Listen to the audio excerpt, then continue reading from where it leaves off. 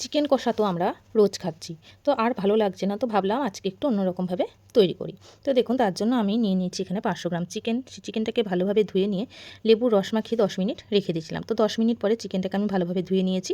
এবার ম্যারিনেশনের জন্য দিয়ে দিলাম কাঁচা লঙ্কা, রসুন বাটা, হলুদ, 1 চামচ আদা বাটা, 2 চামচ ময়দা, এখানে আপনারা কর্নফ্লাওয়ারও ইউজ করতে পারেন, আর দিয়েছিলাম একটু কাশ্মীরি লঙ্কার গুঁড়ো আর লেবুর রস, আর নুনটা আমি পরে অ্যাড করেছি। তো সমস্ত উপকরণ দিয়ে মাংসটাকে খুব ভালোভাবে মেখে নিয়ে আধ ঘন্টা মতো রেখে দিয়েছিলাম। এবার কড়াইয়ে তেল গরম করে আধ ঘন্টা পরে ওই ম্যারিনেট করা চিকেনগুলো তেলের মধ্যে দিয়ে দিলাম। তেলের মধ্যে দিয়ে প্রথমে আমি চিকেনটাকে হাই ফ্লেমে খুব ভালোভাবে ভেজে নেব। হাই ফ্লেমে খানিকক্ষণ ভেজে নেওয়ার পর গ্যাসের ফ্লেমটাকে লো টু মিডিয়ামে রেখে আরও খানিকক্ষণ ভেজে নেব। তো দেখুন, চিকেন আমি ভাজতে ভাজতে চিকেনটা প্রায় লাল হয়ে এসেছে অনেকটাই, এবং মাংসগুলো মনে হচ্ছে যেন গা থেকে ছেড়ে যাচ্ছে, অর্থাৎ ভাজা হয়ে গেছে। এই সময় আমি চিকেনটাকে একটা পাত্রে তুলে নিয়ে কড়াই গরম তেলের মধ্যে দিয়ে দিলাম কয়েক টুকরো ক্যাপসিকামগুলোকে হালকা করে ভেজে তুলে রাখলাম।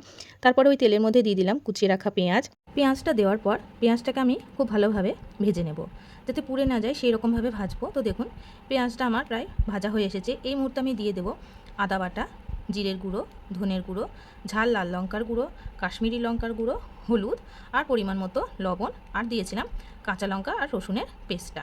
তো সমস্ত মশলা আমি ভালোভাবে কষিয়ে নেব। তো মশলাটা একটু নাড়াচাড়া করার পর দিয়ে দিলাম কেটে রাখা টমেটো কুচো। তো টমেটোগুলো দেওয়ার পর আরও ভালোভাবে নাড়াচাড়া করব যতক্ষণ না টমেটোটা নরম হয়ে আসছে। তো দেখুন, মশলাটা কষতে কষতে আমি এখানে খানিকটা জল দিয়ে দিয়েছিলাম, যেহেতু গুঁড়ো মশলা অ্যাড করেছিলাম যাতে পুড়ে না যায়, তার জন্য একটু জল দিয়ে মশলাটাকে খুব ভালোভাবে কষিয়ে নেব। তো মশলাটা কষাতে কষাতে টমেটোগুলো একদম নরম হয়ে গেছে এবং মশলা থেকে দেখুন তেল ছেড়ে এসেছে। এই সময় আমি দিয়ে দেব ভেজে রাখা চিকেনগুলো। তো চিকেনগুলো ভেজে দেওয়ার পর আমি সেগুলো মশলার সাথে খুব ভালোভাবে কিন্তু কষিয়ে নেব। তো দেখুন, চিকেনগুলো আমি কষতে থাকছি। এই সময় আমি দিয়ে দিলাম সেই ম্যারিনেট করে যে পাত্রটায় রেখেছিলাম সেই বাটি ধোয়া জলটা দেওয়ার পরেও চিকেনটাকে খুব ভালোভাবে কষিয়ে নেব। তো দেখুন, মশলার কালারটা কিন্তু আমার চেঞ্জ হয়ে এসেছে কষাতে কষাতে।